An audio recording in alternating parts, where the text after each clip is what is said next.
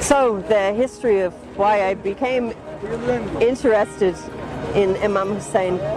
I went to college when I was 40, and all of my studies were focusing on the Middle East, and part of my course was some of the surah in the Quran, and I heard of the Battle of Karbala and Yazid and his forces and what happened to Imam Hussein and his family. Soon after I was doing that particular module, I was diagnosed with breast cancer, and I was supposed to fly to Bahrain 2 days after I was diagnosed with cancer, and I was so upset that I could not go to Bahrain that my husband had to unpack my bags for me, and then I went immediately for surgery, and I had a mastectomy on my left side.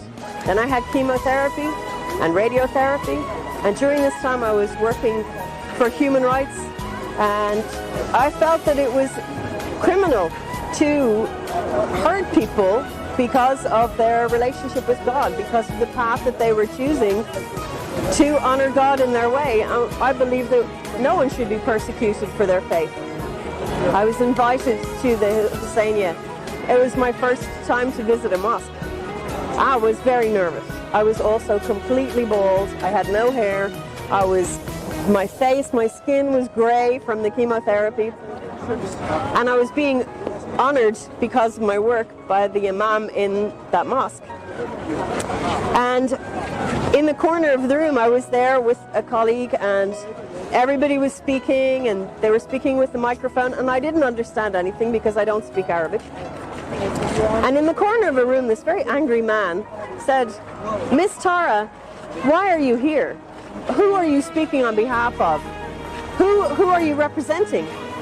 And I knew he was very angry because he didn't understand. And it was unusual to see me there. And I said, "I'm not speaking on behalf of anyone else.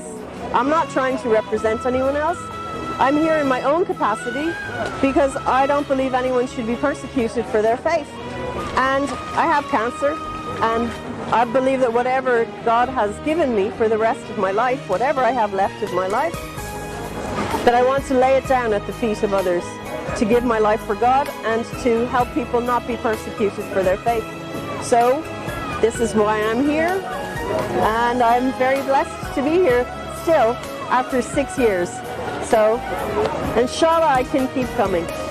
I came to do the pilgrimage from Najaf to Karbala because I wanted to retrace the steps of Imam Hussein and his family.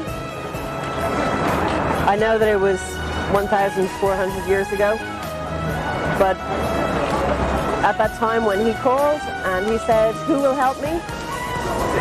no one came. And I know I'm late, but still I'm here, and I came because I want to be here for him. I want to pay homage to him.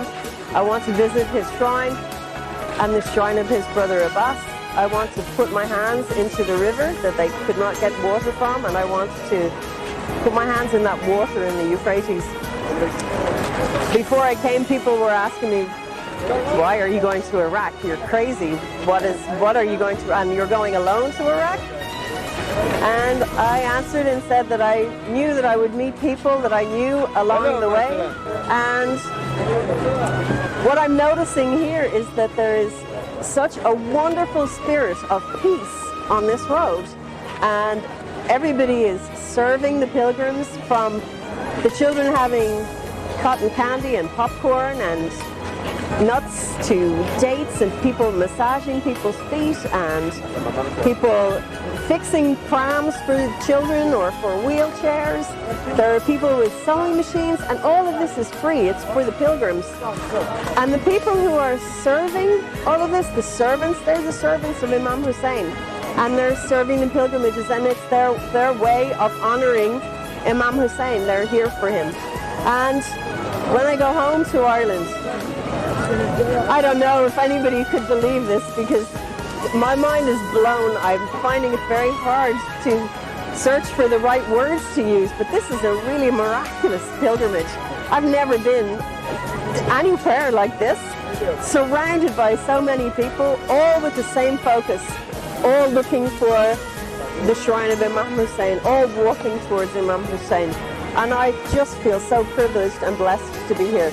So when I go home, I will visit the Husseinia in Dublin in Ireland, and I will tell them about the amazing visit that I'm having. It's only my first day, and I'm just seeing miracles all around me. So I feel very, very